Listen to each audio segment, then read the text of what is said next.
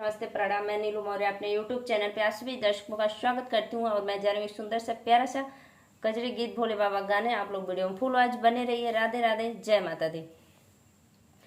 आई गईल सावन के महीनमा हो, कैला भोले के दर्शनमा।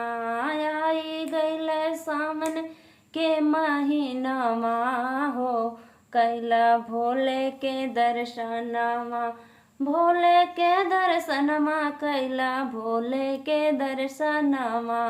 भोले के दर्शनमा कैला, भोले के दर्शनमा।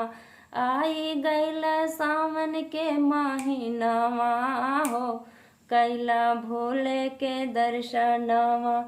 आई गईल सावन के महीनमा हो, कैला भोले के दर्शनमा। कहवा बैठे भोले बाबा, कहवा बैठे गौरा। कहाँ बैठे भोले बाबा, कहाँ बैठे गौरा। कहाँ बैठे गोदी के लाला नामा हो, कैला भोले के दर्शनमा। कहाँ बैठे गोदी के लाला नामा हो, कैला भोले के दर्शनमा।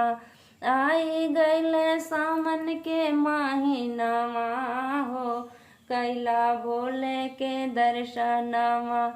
आई गईल सावन के महीनमा हो, कैला भोले के दर्शनमा।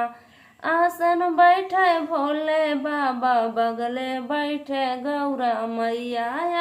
आसन बैठे भोले बाबा, बगले बैठे गौरा मैया। गोदिया में बैठे लाला नामा हो, कैला भोले के दर्शनमा। गोदिया में बैठे लाला नामा हो, कैला भोले के दर्शनमा। आई गईल सावन के महीनमा हो, कैला भोले के दर्शनमा। आई गईल सावन के महीनमा हो, कैला भोले का दर्शनमा। भोले का दर्शनमा कैला, भोले का दर्शनमा। भोले का दर्शनमा कैला, भोले का दर्शनमा। आई गईल सावन के महीनमा हो, कैला भोले का दर्शनमा।